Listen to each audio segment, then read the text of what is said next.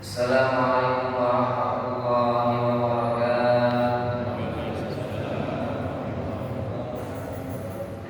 Alhamdulillahi ta'ala yang haqqati Rasulillah sallallahu alaihi wasallam Rijali Nabi Muhammad sallallahu alaihi wasallam Wa bibarakati masyaykhina wa nasibati sadiqan wa lahiqan Wa bihurmati ma'alim bihaka kitab Abdul Syekh Muhammad Hashim Ash'ari Al-Hajj Naba'anallahu bihi wa bi'ulumihi bidaraini amin wa bibarakatuh suratul Fatihah. A'udzu billahi minasy syaithanir rajim. Bismillahirrahmanirrahim. Alhamdulillahi rabbil alamin arrahmanir rahim maliki yaumiddin. Iyyaka na'budu wa iyyaka nasta'in. Ihdinas siratal mustaqim siratal ladzina an'amta 'alaihim ghairil maghdubi 'alaihim waladdallin. Amin.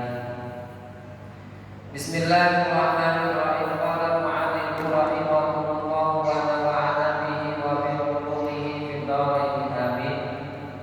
Wa fi tasawwufi 'ala madhhabil imami al-Ghazali wal imami Abil Hasan Asy-Syadzili radhiyallahu anhum ajma'in. Ma'asyiral muslimin yang dirahmati oleh Allah Subhanahu wa taala, Ahlus Sunnah wal Jamaah itu memiliki tiga unsur pokok dalam agama. Tiga unsur pokok dalam beragama. Dan kemudian tiga unsur pokok dalam beragama tadi disebut atau diistilahkan dengan trilogi. Bukan trinitas, namanya trilogi. Jadi tiga pilar dalam beragama tadi disebut dengan trilogi. Tri itu artinya tiga, logi atau logos itu merupakan pengetahuan. Tiga aspek pengetahuan yang menjadi pilar dalam agama ini yang kemudian menjadi dasar manhaj Ahlus Sunnah wal Jamaah dalam memeluk agama Islam. Apa saja itu? Yang pertama adalah iman. Iman ini hal-hal yang berkenaan dengan akidah, yang kemarin disebut dalam keimanan atau persepsi-persepsi ketuhanan, kenabian dan kitab, atau persepsi tentang para malaikat. Disebut pula dengan aqaidul Islamiyah. Itu kita mengikuti manhaj yang telah dirumuskan oleh dua tokoh besar daripada ulama Ahlus Sunnah wal Jamaah, yakni Al-Imam Abu Mansur Al-Maturidi dan juga Al-Imam Abu Hasan Al-Asy'ari. Yang kedua dalam bidang Islam, atau kemudian disebut dengan sisi beragama yang membahas tentang aspek-aspek daripada amal yang zahir, sholat, puasa, bernegara, berumah tangga dan lain sebagainya. Itu mengikuti salah satu daripada empat mazhab fikih Islam, yakni adalah mazhab Al-Imam Nu'man bin Thabit Abu Hanifah. Yang kedua Al-Imam Malik bin Anas. Yang ketiga Al-Imam Muhammad bin Idris Asy-Syafi'i. Yang keempat adalah Al-Imam Ahmad bin Hanbal. Kemarin sanad atau silsilah daripada keguruan masing-masing dari 6 imam tadi sudah saya terangkan. Lalu kita akan masuk kepada pilar ketiga dalam beragama, atau unsur pokok ketiga dalam beragama yang menjadi landasan Ahlus Sunnah wal Jamaah dalam memeluk agama Islam. Apa itu? Yang kemudian disebut sebagai ihsan. iman, Islam, lalu kemudian ihsan. Ihsan itu apa? Ihsan itu adalah upaya penyempurna daripada amal yang zahir dan amal yang batin kita dari akidah-akidah tadi itu disempurnakan dengan akhlak, dengan kepribadian luhur, sebagaimana yang kemudian disabdakan oleh baginda Nabi Muhammad SAW, innamal bu'itsu liutammima makarimal. Siapakah tokoh panutan di dalam masalah akhlak atau tasawuf atau masalah ihsan ini oleh para pengikut Ahlus Sunnah wal Jamaah? Di antaranya adalah Al-Imam Junaid Al-Baghdadi, di antaranya adalah Al-Imam Abu Hamid bin Muhammad Al-Ghazali, dan di antaranya adalah Al-Imam Abu Hasan Ali Asy'ari. Kebetulan nih, Syekh Hasyim Asy'ari dari sekian banyak ulama panutan Ahlus Sunnah wal Jamaah dalam bidang tasawuf, itu yang dikutip dalam kitabnya ini Risalah Ahlus Sunnah wal Jamaah, bahwa masyarakat Muslim Nusantara itu sejak lampau dalam bidang tasawuf itu mengikuti dua imam besar. Yang pertama adalah Al-Imam Abu Hamid bin Muhammad Al-Ghazali, yang kedua adalah Al-Imam Abu Hasan Ali Asy'ari. Kenapa kok dua imam ini? Kan banyak tuh. Ada Imam Al-Qushairi, ya kan? Punya kitab namanya Risalah Qushairiyah. Ada Imam, ada Syekh Sultan Aulia Abdul Qadir Al-Jilani, ada Imam Ibrahim Ad-Dasuki, ada yang jauh, ada Imam Siti As-Saqafi, ada Badr Al-Hafi, ada Imam Junaid Al-Baghdadi. Tapi dalam kitab ini yang dikutip bahwasanya ulama Nusantara itu rata-rata pengikut dan umat Islam yang benar dalam manhaj tasawuf atau dalam persoalan pilar ketiga beragama yang ihsan itu mengikuti manhaj daripada Imam Al-Ghazali dan Imam Abu Hasan Ali Asy'ari. Maka tidak salah kalau saya pada kesempatan ini akan mengenalkan siapakah Al-Imam Abu Hamid bin Muhammad Al-Ghazali. Beliau bergelar Hujjatul Islam. Lahir beliau di Tus pada tahun 450 Hijriah. Jadi beliau itu ulama abad atau generasi ke-5 Hijriah, tapi nanti meninggalnya masuk ke 6 Hijriah, yakni 555. Ini Imam Al-Ghazali. Imam Ghazali itu ngaji, memiliki sanad keilmuan, ngaji kemudian menjadi seorang ulama tokoh. Di antaranya beliau mulazamah kepada Al-Imam Haramain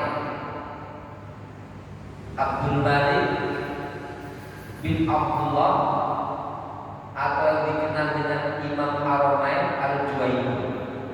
Imam Haramain ini ulama terkenal di masanya, tokoh yang sangat alim, zuhud, wara, dan banyak karya, banyak murid yang kemudian dari belajar kepada beliau menjadi tokoh ulama-ulama terkemuka.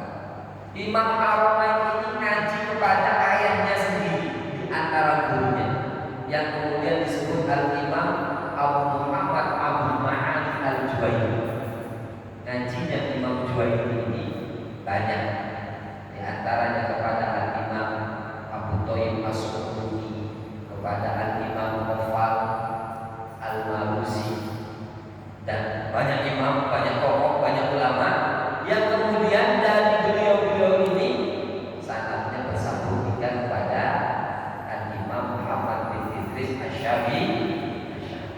Ini sanad yang pertama, keduanya Imam Al-Ghazali. Yang kedua, Imam Ghazali ngaji kepada Imam Al-Mai. Imam Al-Mai itu murid daripada Al-Imam Abi Bakar Al-Baqillani. Imam Abi Bakar Al-Baqillani itu murid daripada Al-Imam Abdullah Al-Bahili. Abdullah Al-Bahili ini murid daripada Al-Imam Abu Hasan Ali Asy'ari. Imam Asy'ari ini kemarin sanad ilmuannya sudah disebut. Di antara gurunya adalah Syekh Zakaria Syekh Zakaria As-Saji ini ngajinya kepada Imam Ghazali, ngaji pula kepada Imam Daud At-Tauhidi, sehingga dari Daud At-Tauhidi ini nyambung kepada Imam Ahmad bin Hanbal, dan Imam Ghazali nyambung kepada Imam Muhammad bin Idris Asy-Syafi'i. Nah, jadi sanad keilmuan daripada Al-Imam Hujjatul Islam Abi Amir bin Muhammad Al-Ghazali mengajarkan. Beliau punya kitab yang sangat fenomenal, namanya kitab Ihya Ulumuddin. Ihya Ulumuddin itu di antara kitabnya saja. Banyak kitab beliau yang terbukti mampu mempengaruhi keadaan paham di lingkungan pada saat itu, di mana beliau itu tumbuh di Isfahan, ngajinya, mulangnya setelah Imam Al-Mai itu meninggal, itu mulang di Madrasah Nizamiyah yang pada saat itu di bawah Kesultanan Seljuk. Rajanya namanya Malik Shah. Menterinya yang sangat terkenal namanya Nizamul Muluk. Dipelotkan di Turki. Ya, tentang kerajaan Seljuk. Kerajaan Seljuk pada saat itu memiliki pengaruh besar di dalam dunia Islam beriringan dengan kerajaan Abbasiyah yang sudah mulai meredup. Rajanya yang terkenal adalah Malik Shah, lalu kemudian putranya yang menggantikan yang terkenal adalah Ahmad Sancar. Nah, pada saat itu kerajaan Seljuk itu digoyah oleh paham yang menyimpang yang dikenal dengan Batiniyah. Namanya adalah Batiniyah ini pecahan daripada paham Syiah, sehingga orang kalau ngaji akidah tentang firqah menyebutnya Syiah Batiniyah. Syiah Batiniyah ini sangat bahaya karena menghalalkan semua cara untuk menghancurkan umat yang beda aliran dengannya. Bahkan mereka itu banyak kemudian kongkaliko atau berkhianat dengan kemudian apa istilahnya bersekutu dengan musuh-musuh Islam Eropa pada saat itu. Dan karena pengaruh besar si Batiniyah itu, akhirnya Al-Imam Ghazali dengan buku yang sangat terkenal namanya adalah Fadhailul Batiniyah.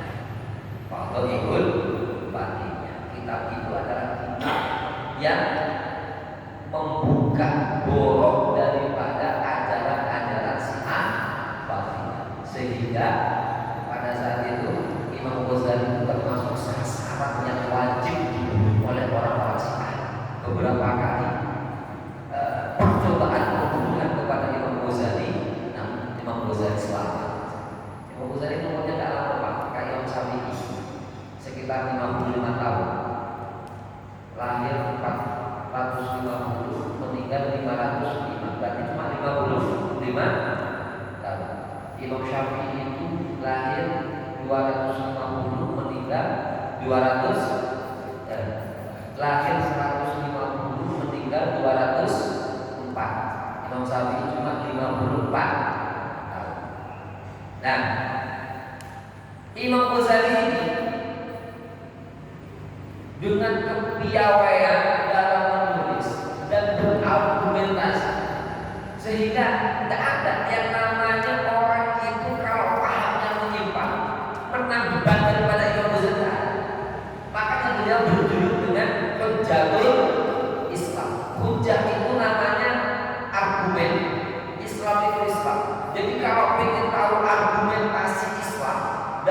berbagai macam persoalan aspek ilmu pengetahuannya, maka datang ke Imam Al-Ghazali akan diceritakan dengan apik, dengan baik, sehingga orang pun mengerti. Namanya Imam Ghazali. Beliau pakar dalam semua bidang ilmu pengetahuan, fikih, tasawuf, akidah, hadis, dan pelajaran-pelajaran yang lain. Makanya kemudian kita dalam manhaj tasawuf itu mengikuti manhajnya Imam Al-Ghazali. Kenapa? Imam Ghazali ini dalam rumusan fikihnya, dalam rumusan tasawufnya disebut sebagai tasawuful fuqaha atau tasawuful ahwal. Tasawuf yang mengedepankan pada aspek pengamalan, bukan pada nador atau falsafah.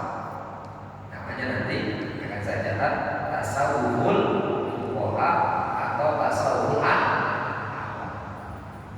Sehingga rumusan Imam Al-Ghazali dalam menerapkan fikih itu banyak kepada amaliyah. Amaliyah yang disertai dengan argumentasi. Bagaimana wudhu yang sempurna, sunnah-sunnahnya dan lain sebagainya. Kalau kita baca kitab Ihya, ya kan? Ada aspek dalam tasawuf atau dalam masalah akhlak, bagaimana itu posisi roja, posisi khauf, posisi, ya kan ya, sifat-sifat yang terpuji, tawadhu dan lain sebagainya, mempraktekkan dalam kehidupan. Lalu sifat-sifat yang merusak pada hati, yang namanya wujud, riya dan lain sebagainya, bagaimana mensucikannya. Itu diteorikan dengan sangat baik di dalam kitab Ihya Ulumuddin. Nama Imam Ghazali yang begitu besarnya sampai-sampai Al-Imam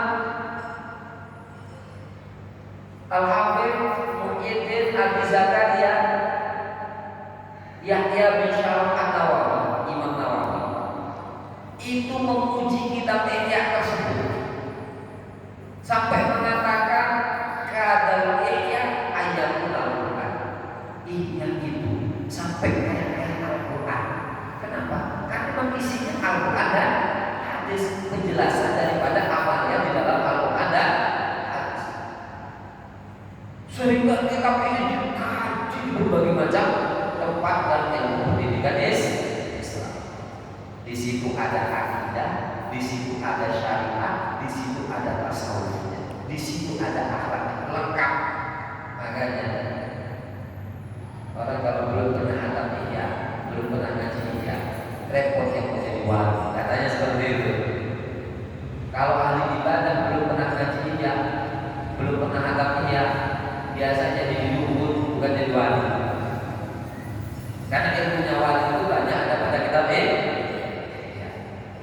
Nah, ini tentang Ihya Ulumuddin yang di situ banyak mengkonseptualisasikan tentang fikih dan tasawuf, sehingga ulama modern menyebutkan corak daripada pemikiran tasawufnya Imam Al-Ghazali itu adalah tasawuful fuqaha atau tasawuful ahwal.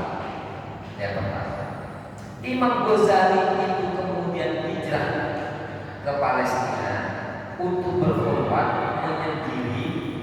Beliau itu menulis kitab Ihya di Palestina. Tidak lama daripada itu masuklah Syekh Abdul Qadir Al-Jilani di Baghdad. Jadi mereka tidak pernah ketemu, tapi hampir seperiode. Nah ya, nah masuk Syekh Abdul Qadir Al-Jilani ke Baghdad, ngaji Syekh Abdul Qadir Al-Jilani ke Baghdad, kemudian menjadi seorang ulama. Tidak hanya ilmu zahir, tapi juga ilmu batin yang tidak hanya mengislamkan ratusan ribu orang, jadi jutaan yang diislamkan oleh Syekh Abdul Qadir Al-Jilani.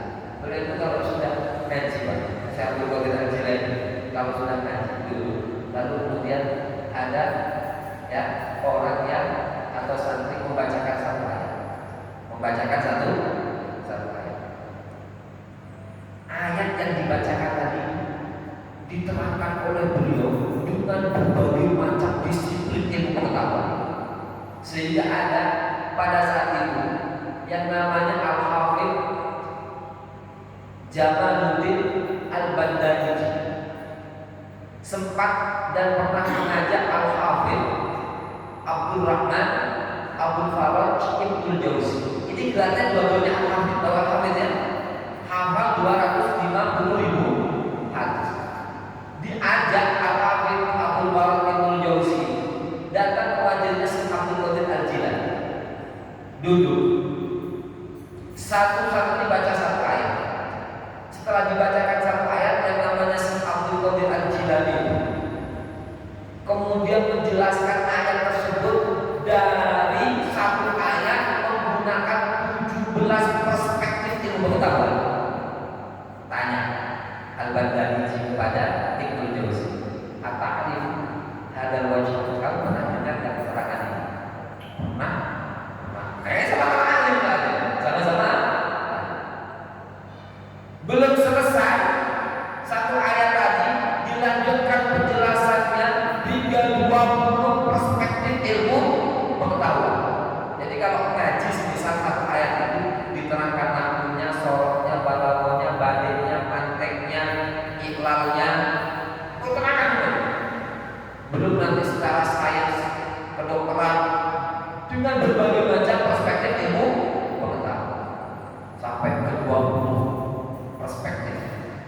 Tanya yang namanya Al-Hafidh Jamaluddin ya Al-Bandari, kata ada wajib, katanya Ibnul Jauzi. Nah, tahu kan, pernah dengerin, katanya namanya juga orang kan.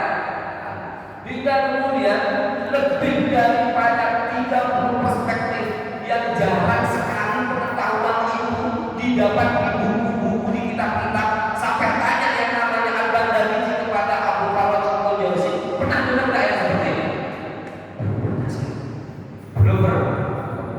Hingga kemudian dijelaskan satu ayat tadi melalui 40 lebih daripada perspektif ilmu pengetahuan sampai Abu Faraj Ibnul Jauzi itu geleng-geleng. Aku ngaji tentang saya.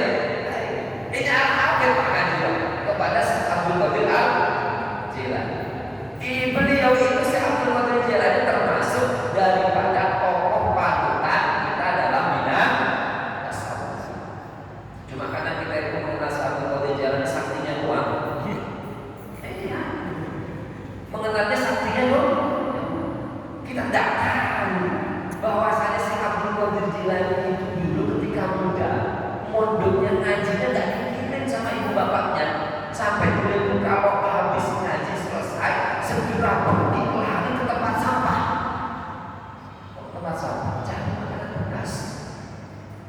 Berapa tahun itu? Lebih dari 20 tahun ngaji seperti itu. Jadi Syekh Abdul Qadir Jilani itu kemudian menjadi begitu populer. Itu bukan di umur 25 tahun kayak ustaz viral sekarang. Itu umur beliau itu sudah memasuki paruh keempat atau kepala empat. Setelah mertuanya meninggal atau gurunya meninggal, baru kemudian dipasrahi madrasah. Disitulah kemudian Syekh Abdul Qadir Jilani kelihatan itu dan namanya apa namanya auranya. Oh, kalau kita sekarang baru keluar foto aja sudah persaingan sama ustaznya baru. Ya kan begitu ya. Padahal ilmunya ya belum mau ya. Itu sih yang perlu di sini. Nah, kita kan cuma dengar cerita saktinya saja, tidak dengar gimana beliau dulu kan. Makanya saya Fadil Al-Jilani Turki ketika datang ke Indonesia termasuk sesuatu yang sangat menyayangkan. Kenapa? Ini orang sealim Syekh Abdul Qadir Jilani dikenalnya di Indonesia cuma saktinya doang. Untuk amal-amalan saja tawasulnya kepada Syekh Abdul Qadir Jilani, anti bacok, anti tembak dan lain sebagainya. Pasti di situ ada namanya Fatihah ila al-Qur'an Sultan Aulia Syekh Abdul Qadir Al-Jilani. Sampai namanya mahabbah, aibah dan lain sebagainya ada semua di situ. Padahal beliau itu orang yang sangat dan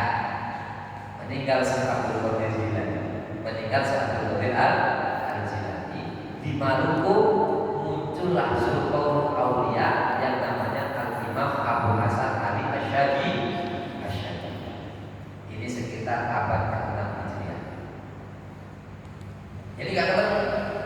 Imam Ghazali ketemu dengan Syekh Abdul Qadir Jilani, papasan, ya kan ya. Lalu kemudian Syekh Ahmad Arifani yang nggak ketemu dengan Syekh Abdul Qadir Al Jilani, meskipun dalam sejarah kalau tidak lupa saya periodenya. Dan Imam Abu Hasan Ali Asy'ari ketika beliau hijrah ke Baghdad, itu yang dikejar adalah Syekh Abdul Qadir Al Jilani. Ternyata Syekh Abdul Qadir Jilani beliau nyampe sudah wafat 40 tahun yang lalu. Sehingga ketemu mursyid Thariqah Rifaiyah, ngapain kamu kesini? Qutbul Maut sekarang itu ada di Maluku. Carilah ke tempat kamu di Fes, bulan Fes, cari. Ternyata di sini ada yang namanya Al-Imam Abdus Salam bin Masis. Namanya Al-Imam Abdus Salam bin Masis. Gitu. Abdus Salam bin Masis ini seorang Sultan Aulia atau Qutbul Maut fi zaman. Punya murid yang namanya Al-Imam Abu Hasan Al-Asy'ari. Imam Abu Hasan Al-Asy'ari punya murid dua yang sangat terkenal. Oh, satu, mohon maaf, sebagai khalifahnya namanya adalah Al-Imam Abu Abbas Al-Mursi. Imam Abu Abbas Al-Mursi punya murid dua yang sangat terkenal dalam bidang tasawuf yang kitabnya sering kita baca. Yang pertama adalah Al-Imam Ibnu Athaillah As-Sakandari. Yang kedua adalah Al-Imam Ahmad Al-Musi yang kemudian punya nado Burda. Jadi ilmunya itu sangatnya nyambung semua pada gurunya. Kenapa kok dipilih di sini Imam Abu Hasan Al-Asy'ari? Karena Thariqah Syadziliyah itu lebih terkenal thariqah yang coraknya itu nagori, filosofis. Tidak terlalu menekankan kepada amaliyah, tapi menekankan kepada tasahihul tauhid. Tauhidnya itu ditekankan, lalu kemudian amaliyah batinnya itu lebih ditekankan. Makanya orang kalau belum ngaji ihya kok langsung loncat ngaji nikah, kebanyakan dia tidak sholat, bahaya. Kenapa? Salah persepsi. Ada jamaah minta ngaji nikah, tidak berani saya, tidak berani, tidak sholat. Bukan nikahnya yang salah, tapi persepsi kita dalam mengaji dan memahami itu yang namanya ilmu.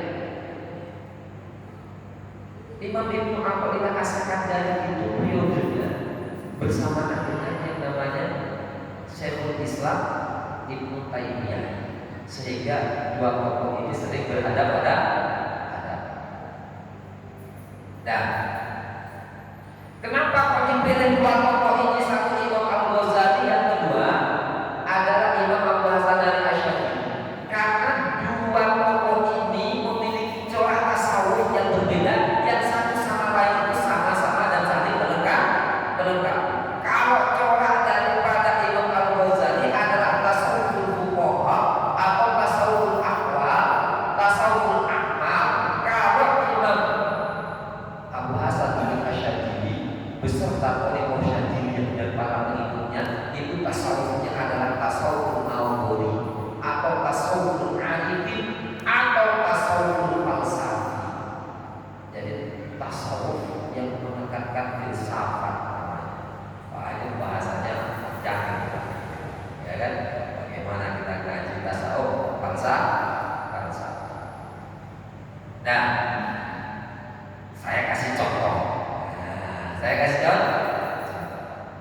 Kalau Imam Al-Ghazali itu mengajarkan bagaimana seseorang itu untuk tawadhu dan tata cara agar supaya dia itu tawadhu.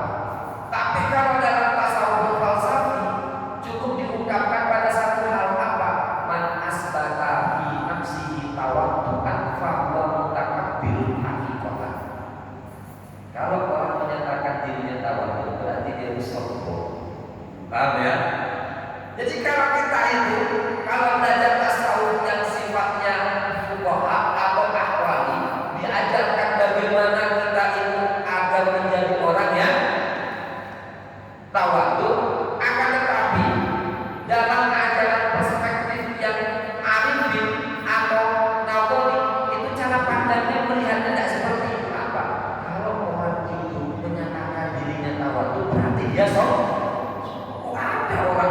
ganteng aku ganteng sendiri.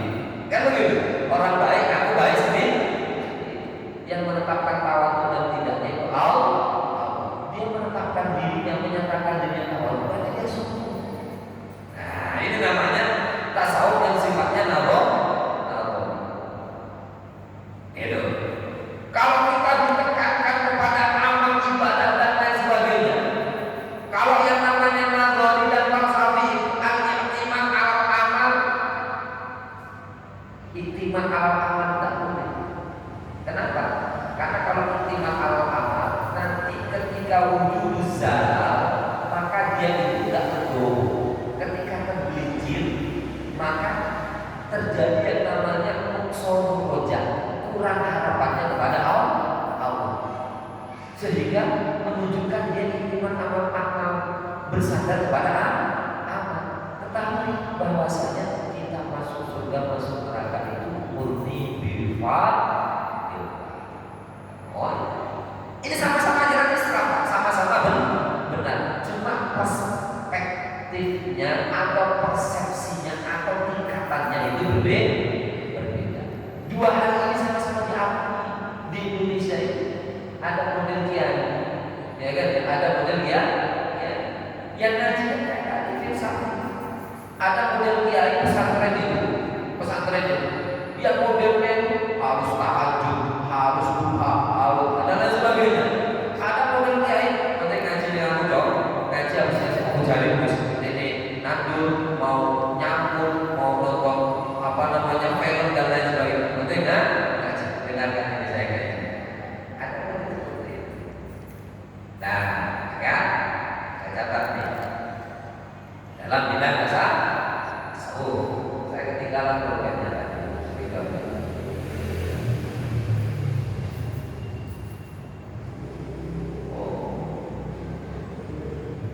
Dalam bidang tasawuf atau yang tadi disebutkan Rukunuddin As-Salis. Rukunuddin, rukun agama atau pilar agama As-Salis yang nomor 3, yakni adalah ihsan atau tasawuf.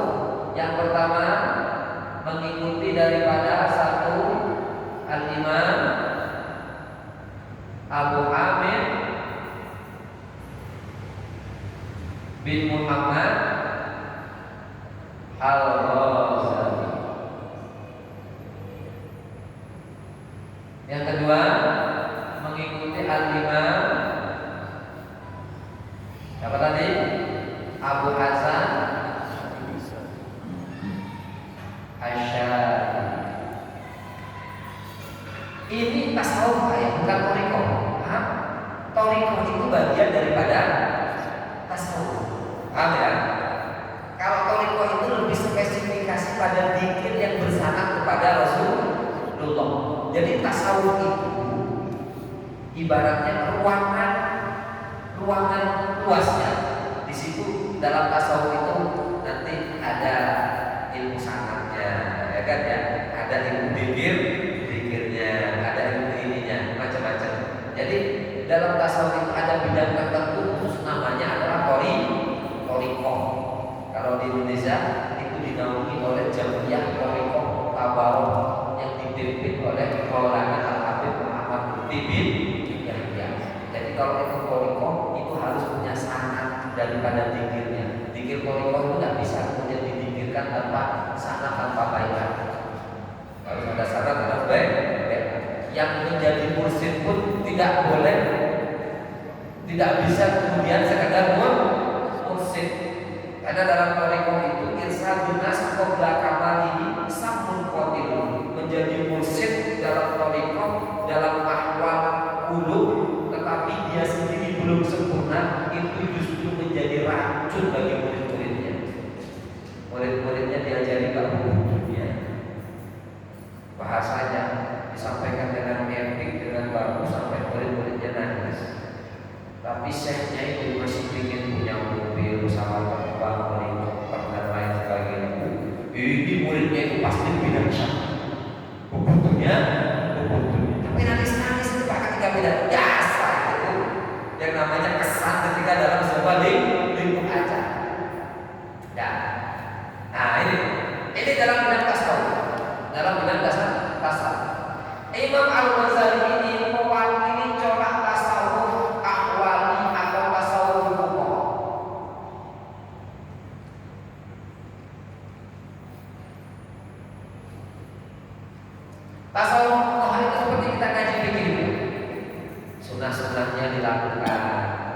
hisaplah air melalui hidung lalu berkumur-kumur.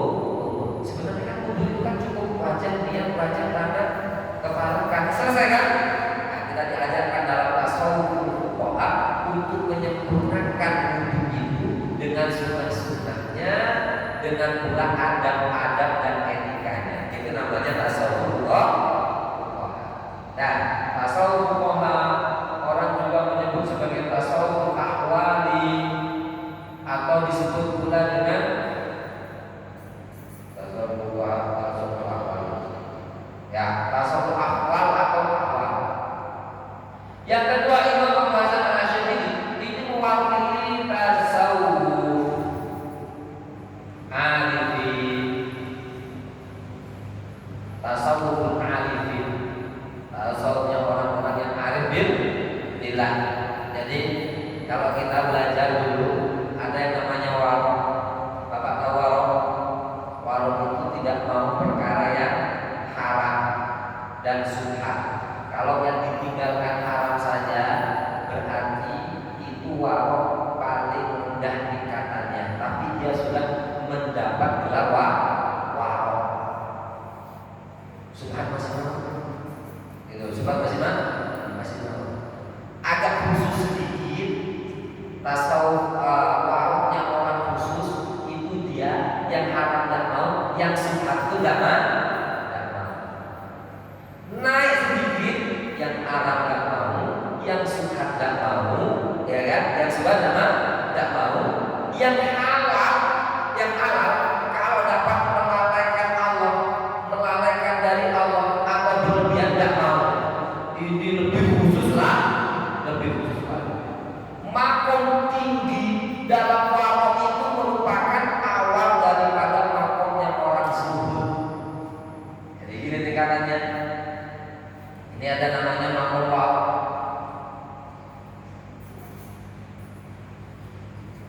Nah, makom warok ya. Yang pertama awal. Awam ini nggak mau ya haram, nggak mau. Ini khusus, makomnya khusus. Ini sudah orang-orang khusus ini. Yang subhat nggak mau subhat. Nah, subhat nggak mau. Khusus atau khawasul khusus. Dan yang awam tak mau, yang subhat tak mau, yang lebih daripada hajat itu tak mau, lebih dari hajat, zaid anil kifayah atau zaid anil hajat, ini tak mau.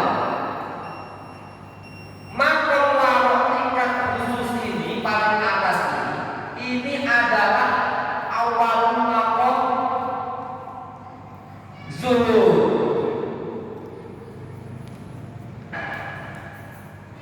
Ini adalah awal daripada makom zuhud. Warok tingkat atas itu adalah awal daripada makom tingkat zuhud. Di atasnya makom tingkat zuhud itu adalah makom arifin. Orang arifin itu sudah tidak bicara tentang halal haram subhat atau zaid anil hajat. Yang dia bicarakan itu bagaimana saya selalu memuji dan juga menyembah bersyukur pada Allah Subhanahu wa Ta'ala. Di sini ini pelajaran fikih Pak, halal haram. Pelajaran fikih. Di sini ini adalah pelajaran tasawufnya orang-orang fuqaha. Yang subhat jangan Pak, asuransi jangan subhat meskipun ada syariatnya itu.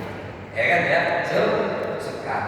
Nah, akan tetapi katanya Imam Malik, kasbun ma'asubhat khairun min su'alin nas. Bekerja dengan subhat itu lebih baik daripada minta-minta kepada manusia. Kadang-kadang orang tanya jamaah, Ustaz, ini suaminya kerja di mana? Di bank. Sebagai apa? Supir. Di mana? Tidak apa-apa.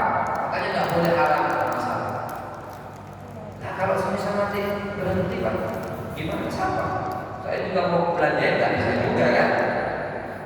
Di atas itu antara zuhud dan arifin ini kemudian dalam pembahasannya tasawuful arifin atau tasawufnya Naudori itu mikir-mikir Pak, berkontemplasi. Jadi seseorang itu sudah banyak melihat, menyaksikan bagaimana kemahabesaran Allah di dalam sifat-sifatnya dan sudah ditampakkan di dalam makhluk Allah Subhanahu wa Ta'ala. Makanya ini pembahasan dalam bidang tasawuf secara ringkas yang kemudian melatar belakangi kenapa kemudian yang disebut adalah Imam Al-Ghazali dan juga Imam Abu Hasan Al-Asy'ari, karena ada dua corak tasawuf yang berbeda antara awali dengan Allah, antara Qohat dan Ali. Paham Bapak? Paham karena direkam nanti bisa dilihat ya pas gitu. Oh, bisa ke YouTube lagi bisa di-skip kalau lagi. Ada pertanyaan sama saya? Silakan. Ada banyak. Apa yang boleh dibahas ini? Kita bahas kajian ini. Intinya ya sholat aja Pak, intinya mah tahajud banyak ya kan ya. Doa yang banyak intinya seperti itu. Nah, jadi dalam mazhab Ahlus Sunnah wal Jamaah itu ada rumusan yang menjadi pakem kita dalam beragama.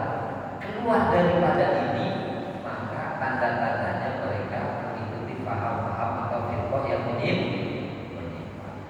Kenapa Ikhwanuddin itu kemudian dicacah oleh orang-orang salafi Wahabi, tidak mau dikaji semisal hadis-hadisnya dianggap hadis-hadis yang palsu, maudhu, hadis dhaif tidak boleh, ini adalah kitab subhat, bahkan ada yang sampai membakarnya kan begitu.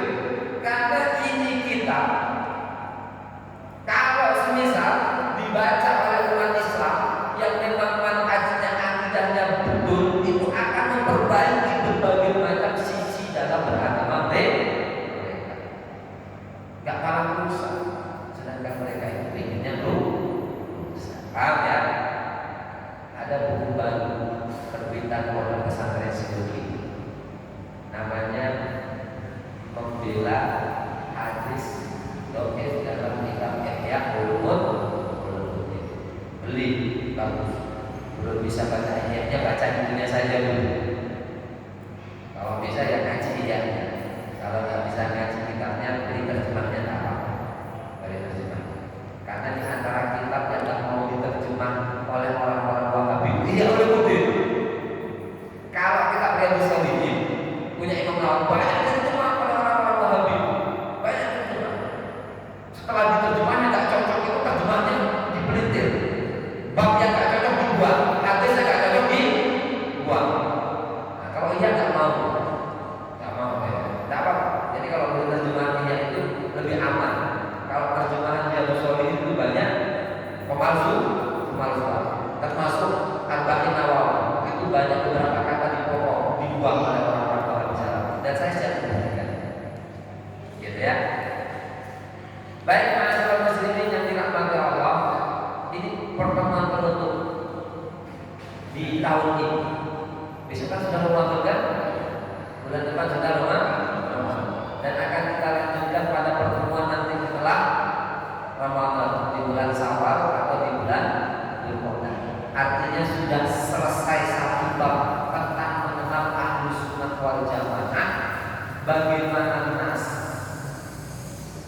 sanad keilmuannya, sanad keguruannya, ya kan, konsep dalam beragamanya, dan beberapa hal yang berkenaan dengan manhaj dan akidahnya.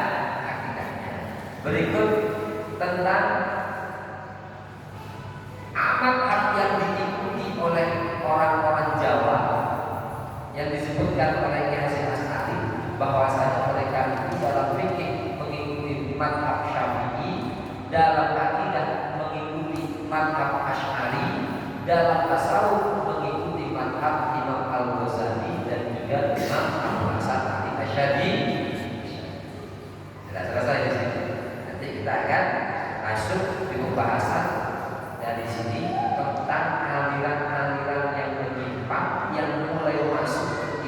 Indonesia yang ditengarai oleh pengarang.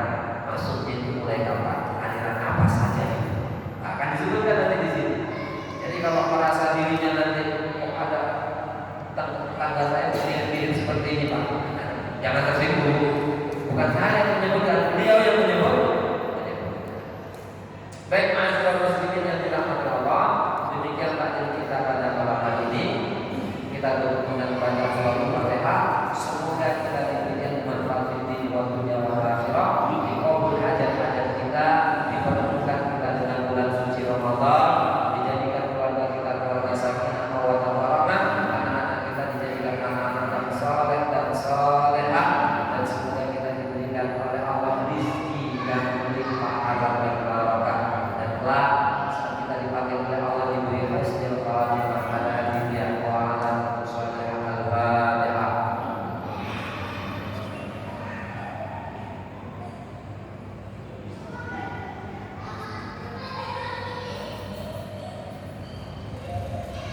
Demikian dari saya.